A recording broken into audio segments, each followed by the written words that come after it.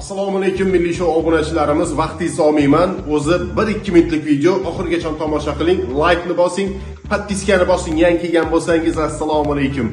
Demak, bizda 24-tur milliy show davom etmoqda. Arzongina narxga Malibu yutib olishingiz mumkin. Gentra, Cobalt va 2 dona Spark. 5 dona mashina, qo'shimchasiga esa bizda sirli qutichamiz bor. Sirli qutichaga qandaydir sovg'a yozib tashab qo'yamiz. Ko'ramiz nima bo'lar ekan. Endi taxminim hech narsa chiqmasligi ham mumkin. Yoki mashina bo'lishi mumkin, yoki uy-joy bo'lib ketishi mumkin. Yoki-da qimmatbaho sovg'alar bo'lishi mumkin. Nomi bilan sirli quti, lekin xudo xolasa bu sirli qutini shunaqangi avtoritetli sovg'alardan biri qilamiz. Inshaalloh menga sirli quti chiqsin deb turadigan podpischilarimiz sonini tobora oshirib boramiz.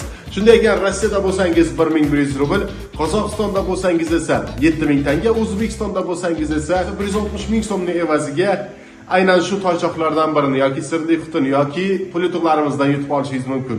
Ekrandagi nomerga hozir yozing 7962 360 2000 ga Telegramdan.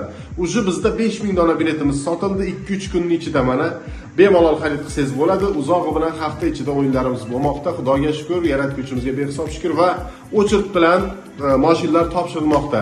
Mashina yutgan yurtdoshlarimiz sabrda bo'linglar. Nimaga? Chunki Sberbankdan pul ichishimiz ozgina muammo bo'lyapti. Elga kelgan to'y.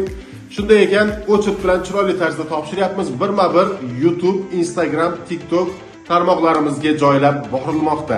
Buni o'zingiz albatta guvohi bo'lib boring va avtomobillar topshirilayotganligini ko'rib, albatta o'ylayman, kimlardir xursand bo'ladi mana shunday avtomobil ichishdi deb.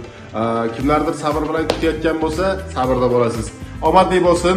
Sizga ham keyingi toychoqlar nasib qilsin. Xudo xolasa yurakdan xizmatingizdamiz. Inshaalloh mana shu 5 dona mashinani xonadoningizga to'y tantana qilib olib borib topshirib o'tiraylik. Omadli bo'lsin.